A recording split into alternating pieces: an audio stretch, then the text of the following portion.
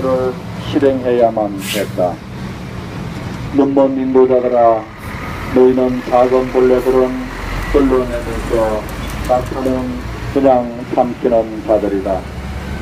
불행하여라, 너희 선자 율법학자들과 바리사이들아, 너희가 단과 덕실 것은 깨끗이 하지만 그 안은 탐욕과 방종으로 가득 차 있기 때문이다. 눈먼 바리사이라, 먼저 안속을 깨끗이 하여라. 그러는 그도 깨끗해질 것이다. 주님의 말씀입니다. 그리스도님 참여합니다.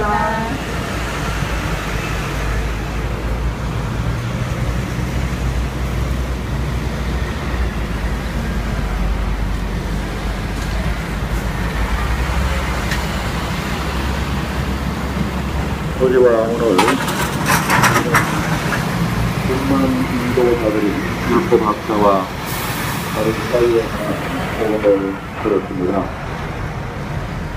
우리 모두가 알다시피 예수님 당시의 율법학자와 상당수의 바리사이들은 그 당시의 종교 지도자이었으면서 정치 지도자였습니다. 이런 지도자들께 예수님께서는 고통을 줬습니다.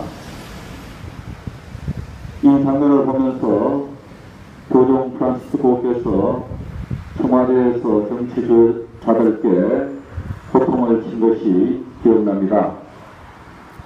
그리고 종교 지도자들인 주교님들과 신부들에게 고통을 친 것이 기억나고, 그리고 수도자들에게 또 평신도들에게 고통을 준 것이 기억납니다.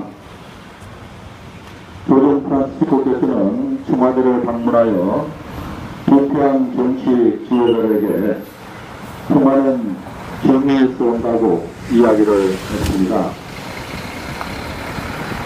가톨릭교회의 정의라는 것은 그 사람이 가져야 할 권리를 그 사람, 그 자연에게 돌려줄 때 정의가 이루어진다고 했습니다.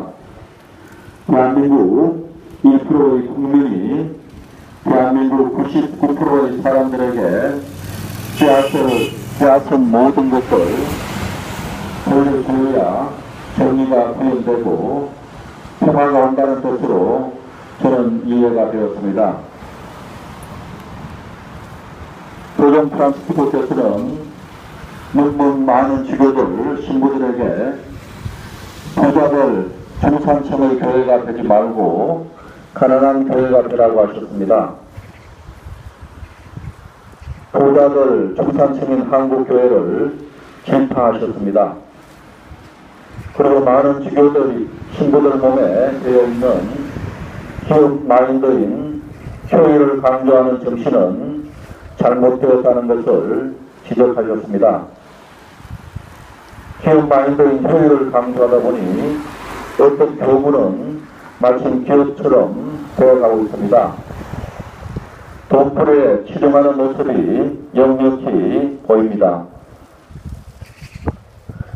교종 프란시스코께서는 눈먼 수도자들께는 이런 말씀을 하셨습니다. 수도자들은 청빈 소원을 했지만 더 이상 청빈을 살지 않다고 질타를 하셨습니다. 교종 프란시스코께서는 마지막으로 눈먼 평신도들께 이런 말씀을 하셨습니다. 정치 사업도 좋지만 그것으로는 부족하고 인간 삶의 정진을 도모하는데 힘을 쏟으라 하셨습니다. 저는 이 말이 신자들과 사제들이 정치에 관여하지 말고 신앙 행위에만 힘쓰라, 저 기도하고 다스 사업에만 힘쓰라 하고 이야기하는 평신도들에게 주는 정보라고 생각합니다. 기도하고 가난한 사람들을 도와주는 단순 행위는 신앙 행위가 맞습니다. 하지만 그것으로 충분하지 않고 기도하고 가난한 사람들을 만들어내는 구조를 바꾸어내는데 평신도들이 힘쓰라는 말도 교황님께서 첨가하셨다고 생각합니다. 다시 부패한 정치 지도자로 돌아갑시다. 우리나라의 정치 지도자 중에 가장 부패한 눈먼 인도자인 사람이 누구입니까? 지금 그 문제의 중심에 서 있는 사람이 박근혜 씨입니다. 어느 신문사의 기자가 멋진 사설을 쓰셨는데, 눈먼 인도자인, 그래서 대한민국 호를 침몰시키려고 하고 있는 박근혜 씨에게 들려주는 사설인 것 같아 여러분들과 함께 그 사설을 나누려고 합니다. 박근혜 대통령께 참으로 야멸차고 매정하며 독하고 냉정하십니다. 대통령 면담을 요구하며 청와대 앞 길거리에서 노숙하는 세월호 유족들을 대하는 박근혜 대통령을 보며 드는 생각입니다. 유족들이 그토록 간절히 원하는데도 박 대통령은 그런 척도 하지 않습니다.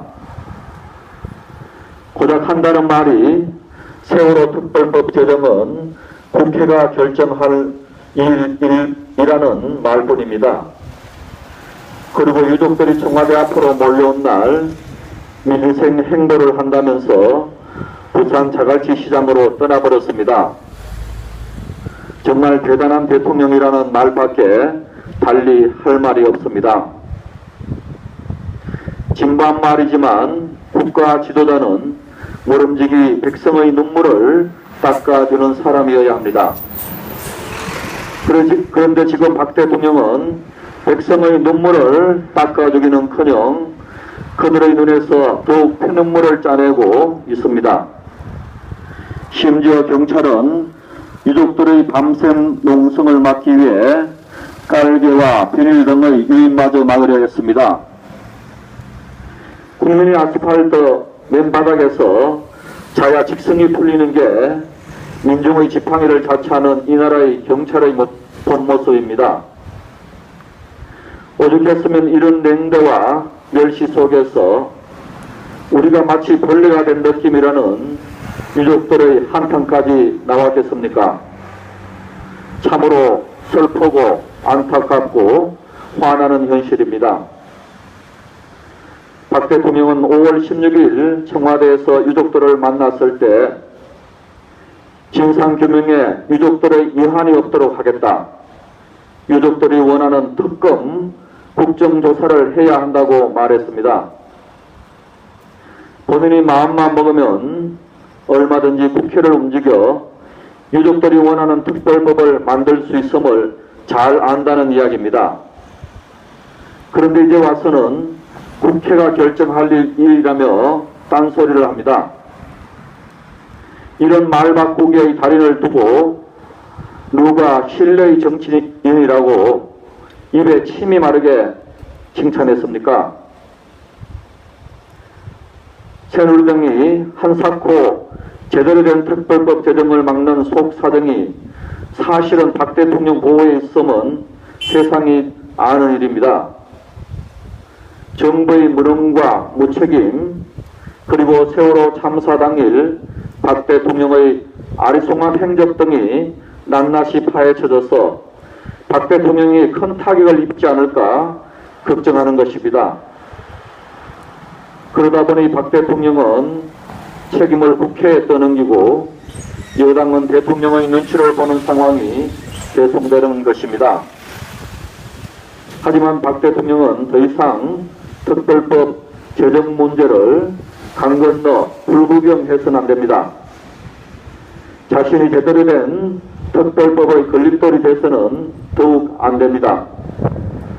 야당 쪽에서 제안한 여야와 유가족이 참여하는 3자 협의체 구성을 포함해 해법을 찾기 위한 모든 수단을 강구해야만 합니다.